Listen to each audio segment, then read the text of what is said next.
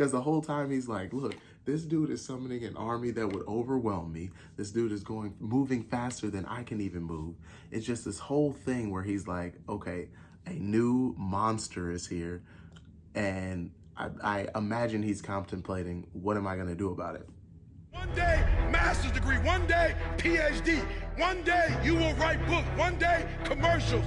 One day, the impossible, you will laugh at the impossible. You will look at the impossible and go, what was I thinking? Hello, my spoiler alert friends. Welcome back to another episode of Let's Talk About It. We got Solo Leveling. Breaking news, everybody. It's out there. Jinwoo Sung, 10th S-rank hunter to enter the Japan ranks. So this episode was good. It was chill. It's one of those building episodes. One of the cool things I thought about it in particular was going through his appraisal process. So while they were going through, so first of all, he comes in and there's like this whole press release for this A-rank celebrity who was like trying to get, he was going in to become a hunter so that they could forget about all of his little scandals, and then he would come back and be like this super great movie star again. But so there's like, he comes up to the grounds, and then there's this press release happening, and there's tons of cameras and people here, and they're like all talking to this A-rank dude, and he's like, yeah, you know, I've decided to go into my calling, all this nonsense. Then Jinwoo walks up and they're like, you can't come in here. Who are you? Like, because there's celebrities here. And then the head of the federation comes in and he's like, stand down. This is my guest. He's going to come in. And also, you guys shouldn't even be here. There shouldn't even be I told you guys not to have press here. And meanwhile, the A-rank's like, what the heck is going on? Who is this dude? Tries to get in, gets blocked. Dude from the Federation who's like blonde hair, wears his glasses all the time, always at the gates. He's like, look, dude, I'll remove you if I have to. Spook the guy. So then they go in.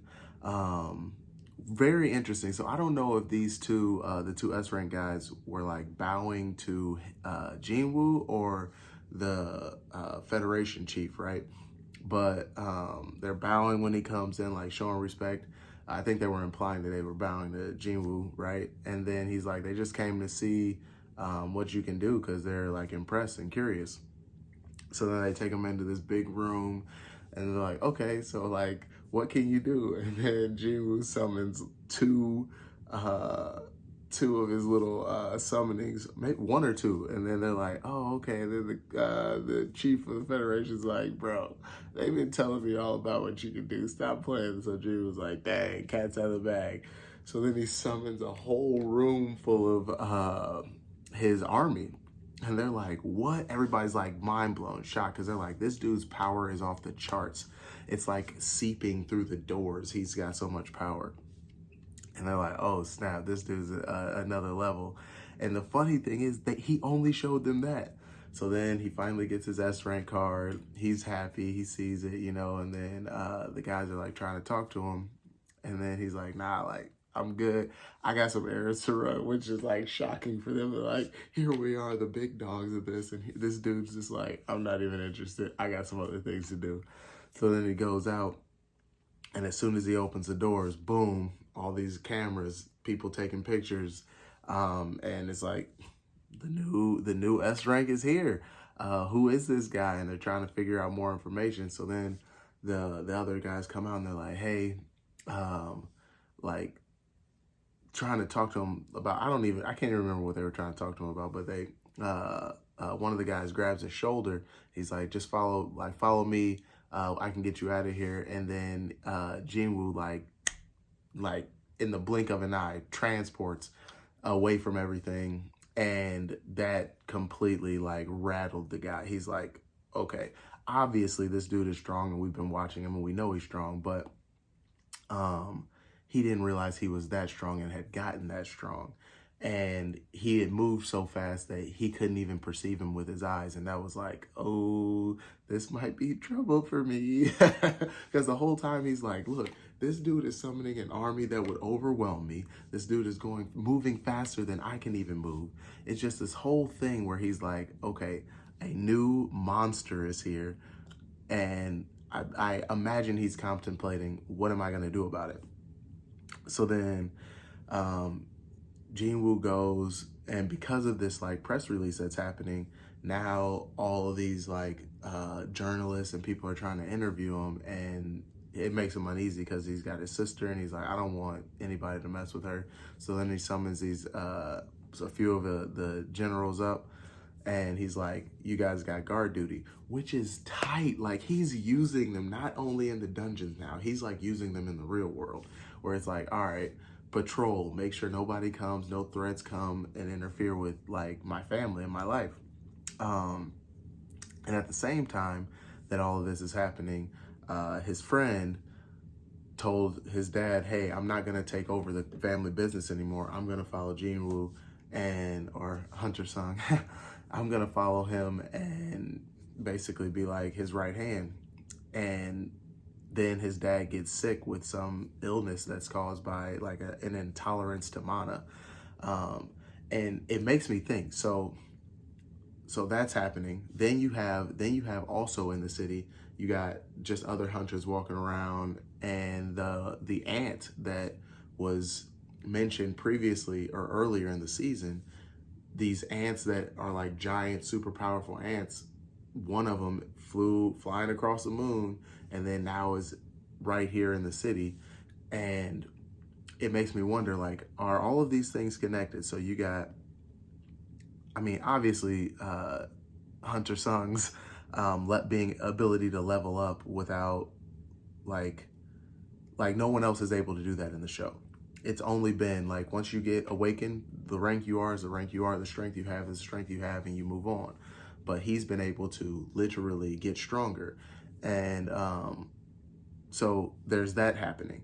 Then you have these ants. Then you have this illness that is somebody intolerant to mana. Like, what is that? Then you have, I mean, I'm kind of fast forwarding a little bit, but when Jinwoo was inside of the dungeon, so first he goes to this shop, and he gets some gear so that he can go in and beat this dungeon, so that he can get the last piece that he needs to get the elixir that's going to save his mom, right? So he goes into the shop, he sees all this stuff, he's like, this was the whole reason he wanted to become an S rank, so that he could sell his things, get the money to get the gear, so that he can go into the dungeon, beat the dungeon, to then get the item so that he can go save his mom. And side note here, pretty cool, I realized that the cape, that like the jacket that he is wearing in the intro to the season is the same jacket that he was buying that day.